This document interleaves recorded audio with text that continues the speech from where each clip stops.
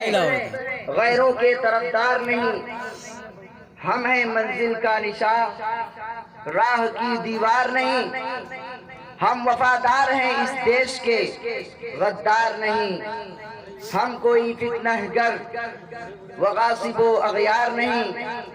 پھر بھی ہم سے یہ گلہ ہے کہ ہم وفادار نہیں۔ جناب صدر، لائق صد احترام مہمانان کرام اور محترم سامعین، ہندوستان کی سرزمین کا گوشہ گوشہ اور گلستان ہند کا پتا پتا، بوٹا بوٹا اس بات پر شاہد ہے کہ جب ہندوستان کی سرزمین پر تن کے گورے مگر من کے کالے انگریزوں کا ناپاک سایہ پڑا، اور جب یہ سازشی قوم ہندوستان کے تخت و تاج کا مالک بن بیٹھی، تو سب سے پہلے انگریزی اقتدار کے خلاف علم بغاوت ہم نے بلند کیا۔ راستے کی قربت و دوری سے بے فکر اور چپ و راست کی طرف التفات کیے بغیر، ذہنی و فکری پریشانی سے لاپرواہ اور راہوں کے خطرات و وساوس سے بے خبر ہو کر ملک کی آزادی کے تلاش میں کبھی ہم نے پھانسی کے پھندوں کو چوم کر منزل کا نشاں پوچھا،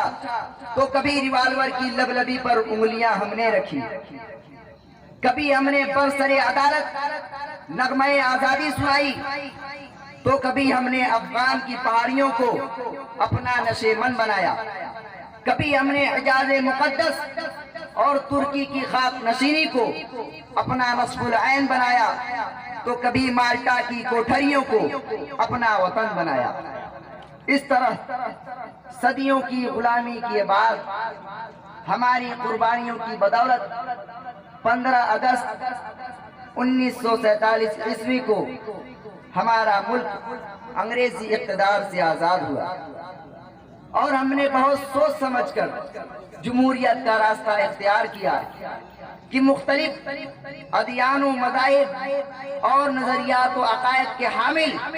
کروڑوں ہندوستانی خود مختار و آزادی کی حقیقی دولت سے سرفراز ہو سکے، لیکن یوں ملے ہم سے وطن کے لوگ آزادی کے بعد، یوں ملے ہم سے وطن کے لوگ آزادی کے بعد، جیسے بے حس باپ کوئی دوسری شادی کے بعد۔ وقت کے غیور فرزندوں، آزادی کے فوراً بعد یہ حقیقت کھل کر سامنے آئی کہ یہ آزادی حقیقت میں ہمارے لیے جدید غلامی کا پیغام تھی۔ نئے سیاستدانوں کی آمد ہمارے لیے مظلومیت کا پیش خیمہ تھی، اور پارلیمنٹ کے نئے ممبران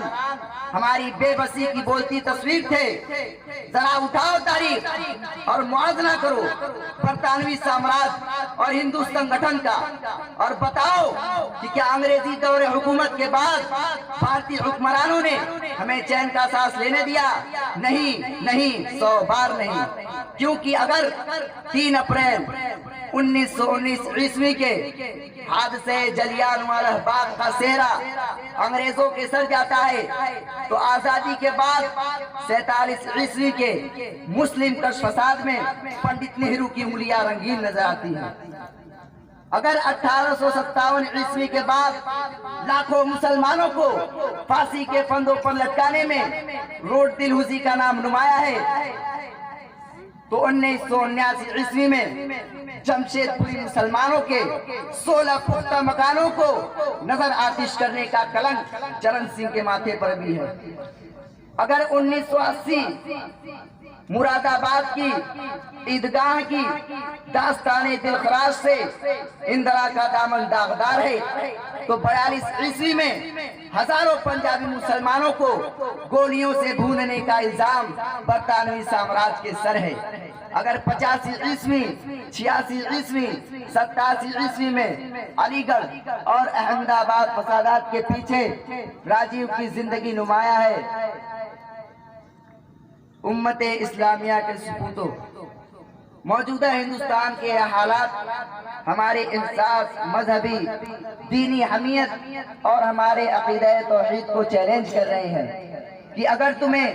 عزت کی زندگی گزارنی ہے، اگر تجھے اپنی ماں کی عفت و عصمت کا پاس و لحاظ رکھنا ہے، اگر تجھے عبادت گاہوں سے پیار اور مکاتب و مدارس کی فکر ہے تو قومیت و وطنیت اور بغض و عداوت کی زنجیریں توڑ کر ایک وحدت ملی کے اندر جذب ہو کر اپنی بقا و ارتقاء کی جنگ لڑ، اور ماضی کی تباہی پر نوحہ خوانی کے بجائے حالات سے سبق آموز ہو، اپنے اندر ایمان کی حفاظت کی خاطر، اپنی بقا و ارتقاء کے لیے اپنے اندر ایمان کی وحی، صلاح الدین ایوبی اور محمد بن قاسم والی طاقت، دلوں میں ابو بکر و عمر والی یقین کی گرمی، اور بازو میں طارق بن زیاد اور موسیٰ بن نذیر کی حرکت پیدا کر۔ تمہارا مستقبل تم سے اسی کا مطالبہ کر رہا ہے، کیونکہ چشم اقوام سے مخفی ہے حقیقت تیری، چشم اقوام سے مخفی ہے حقیقت تیری، ہے ابھی محفل ہستی کو ضرورت تیری، زندہ رکھتی ہے زمانے کو حرارت تیری، کوكب قسمت امکان ہے خلافت تیری۔ آخر دعوانا ان الحمدللہ رب العالمین۔